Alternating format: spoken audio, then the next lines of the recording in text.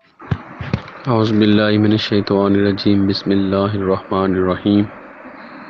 ولم تکن له فئۃ ینصرونہ من دون اللہ وما کان منتصرا هنالک الولایات للہ الحق هو خیر ثوابا وخیر عقبا۔ اور اس کے لیے کوئی گروہ ایسا نہ تھا جو اللہ تعالیٰ کے مقابلہ میں اس کی مدد کرتا،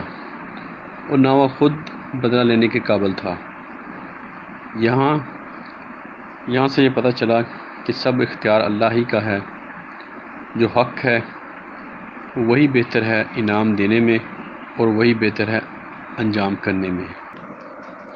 آج ہم نے سورۃ الکہف کی آیت نمبر 43 اور 44 پڑھی،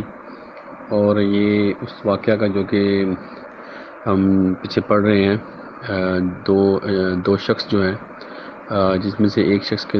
2 باغ تھے، اور دوسرا جو تھا اس کے پاس نعمتیں نہیں تھیں۔ یہ واقعہ ہم پڑھ رہے تھے، تو یہ سورۃ الکہف کا یہ دوسرا واقعہ ہے، اور یہ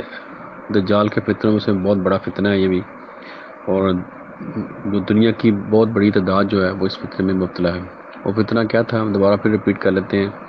وہ ہے دنیا کے مال کی محبت، اور اولاد کی محبت، اور جو اپنا جو اس کا جو خاندان ہے اس کو فوقیت دینا دوسروں کے اوپر، اور غرور کرنا، اور دوسروں کے اوپر اپنی برتری ظاہر کرنا، اور اس کی نسبت جو ہے وہ اپنی طرف کرنا،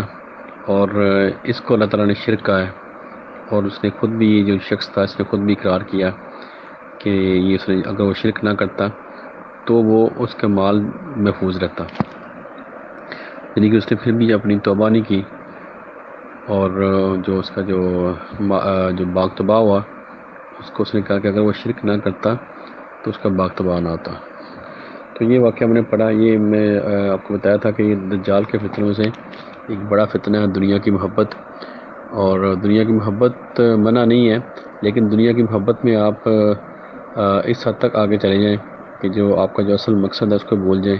اور جو آپ کے پاس اللہ کی نعمتیں ہیں اس کو آپ دوسروں کے اوپر اس کے برتری ظاہر کریں، اور پھر اس کو اپنی طرف منسوب کریں اور اللہ کے ساتھ شرک کریں۔ تو اس کے بعد پھر جو اس کا رویہ تھا، پہلے ہم نے پڑھا کہ کیسے اس کو اللہ تعالیٰ نے نعمتیں دی، اور کیسے اس کو اللہ تعالیٰ نے اس کو فیسیلیٹیٹ کیا، اور اس کے جو اس کے باغ تھے وہ بھرپور پھل لے کے آتے تھے، اس کو بہت اس کا فائدہ تھا، اور اس کی اولاد بھی تھی، اور اس کا خاندان بھی بڑا تھا۔ یہ اللہ نے اس کو دیا۔ پھر اس کا رویہ کیا تھا کہ اس نے اس کو انکار کیا قیامت کا، اور اس کے ختم ہونے کا بھی اس نے انکار کیا کہ یہ کبھی ختم نہیں ہوگا۔ پھر اس نے جو اپنی طرف اس کو منسوخ کر لیا کہ یہ اس کو اگر وہ قیامت کے بعد جب وہ اللہ کے پاس جائے گا تو پھر بھی اس کو یہ ضرور یہ ملے گا، ٹھیک ہے۔ اور اس نے اللہ کی جو اس کے اوپر فضل تھا اس کو اس نے اپنی طرف نسبت دے دی، نہ کہ اس نے اللہ کی طرف۔ تو جو اس کا ساتھی تھا، پھر اس کا رویہ کیا تھا، اس نے پھر اس کو موٹیویٹ کیا، اس کو ٹیچنگ دی کہ یہ جو تمہارا رویہ ہے یہ صحیح نہیں ہے، جب تم اپنے باغ میں گئے تھے تم نے کیوں نہیں ماشاء اللہ قوت الا باللہ پڑھا۔ تو یہ اس کے ساتھی نے اس کو موٹیویٹ کیا، اور اس کو پھر لاسٹ میں اس نے وارننگ دی کہ اگر تم اپنا رویہ صحیح نہیں کرو گے تو یہ باغ ختم ہی ہو سکتا ہے۔ تو ہم نے دیکھا کہ اس کے بعد اس کا اللہ تعالیٰ نے اس کو جو اس کا رزلٹ ہوا وہ اس میں باز نہیں آیا، اپنی حرکت سے، اپنی اس روش سے باز نہیں آیا، تو اللہ تعالیٰ نے اس کے جو باغ تھا وہ اس کو تباہ و برباد کر دیا، اور اس کا کوئی جو کہہ لیں کوئی چیز بھی باقی نہیں بچی، اور بالکل چٹیل میدان ہو گیا۔ اس کا جو پھل تھا، اس کا پانی تھا، سب کچھ ختم ہو گیا، اور اس کی اولاد اور مال سب کچھ اللہ تعالیٰ نے ختم کر دیا ہے۔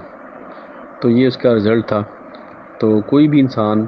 اب یہ قیامت تک کے لیے ہمارے لیے سبق ہے، تو کوئی بھی شخص اگر اس کا یہ رویہ ہوگا تو اس کا یہی رزلٹ ہوگا، اس کا سچویشن چینج ہو سکتی ہے، اس کا جو ختم ہونے کا یا اس کو جو عذاب آنے کا طریقہ ڈفرینٹ ہو سکتا ہے،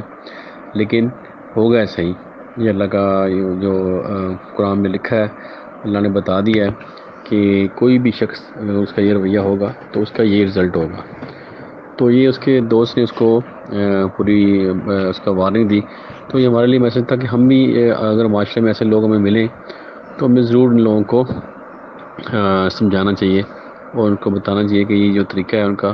یہ ان کا سب کچھ برباد کر دے گا۔ اگر اپنے مال کے اوپر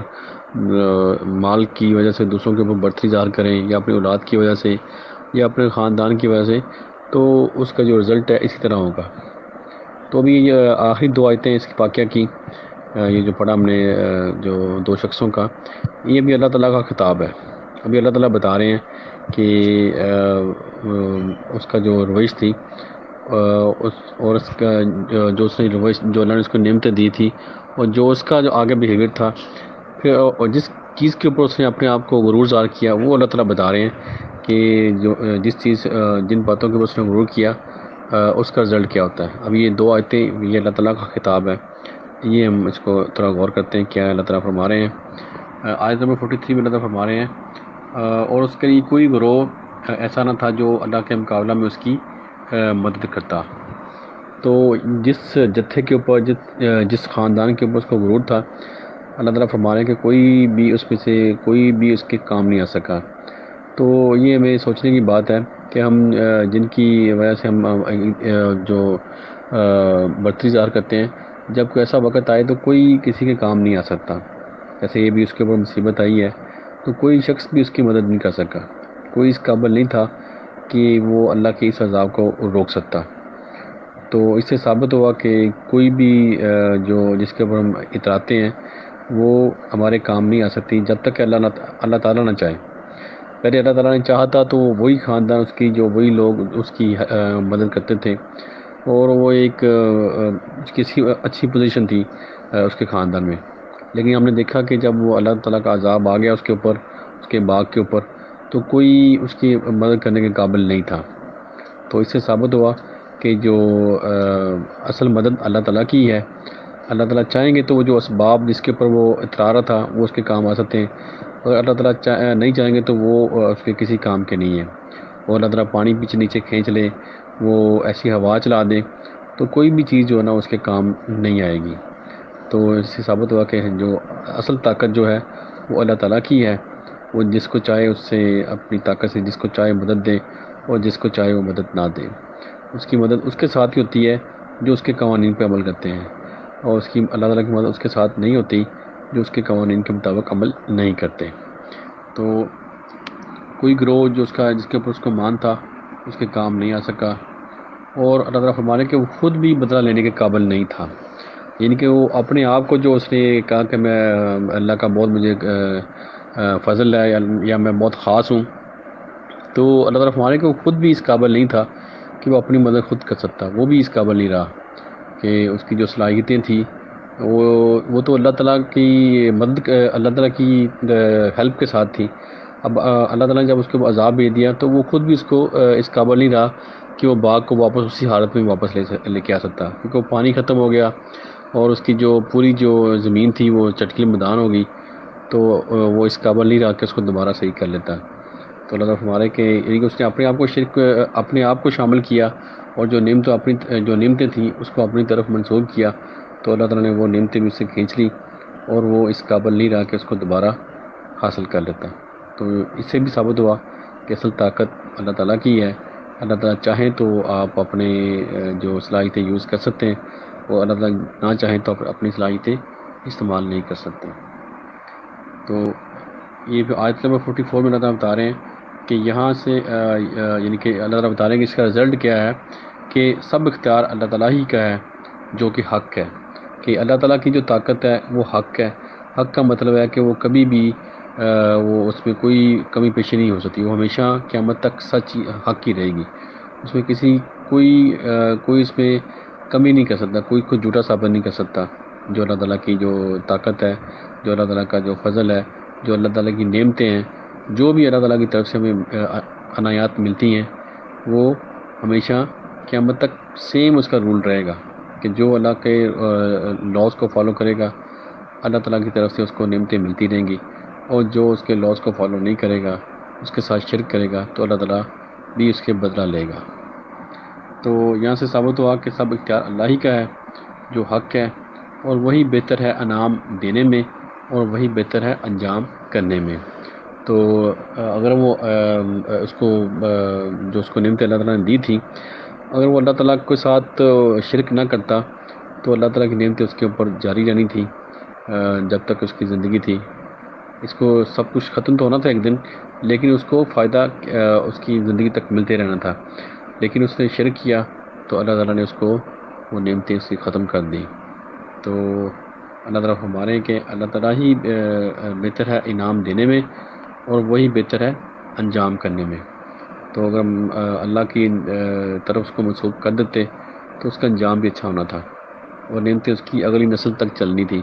اور اس سے بھی اگلی نسل تک چلنا تھا. اگر وہ بھی جہاں تک وہ جو بھی نسل آتی، اگر وہ اللہ تعالیٰ کو اللہ تعالیٰ کی طرف نعمتوں کو منسوخ کرتے تو ضرور ان کو اس کا اچھا انجام ملنا تھا. اور اللہ تعالیٰ جو انجام کرتے ہیں وہ اچھا ہی ہوتا ہے، اس میں اور اس میں خیر ہی ہوتی ہے. سو اللہ تعالیٰ ہمیں اس واقعے سے سبق ہم سب کو سبق لینے کی توفیق دے، تاکہ ہم جو اللہ تعالیٰ کی نعمتیں ہیں اس کو ہم اللہ کی طرف منسوخ کریں، اور جو جیسے اللہ تعالیٰ نے اس کو حکم دیا ہے خرچ کرنے کا، ویسے ہی اس کو ہم خرچ کریں. تو ضرور ہماری نعمتیں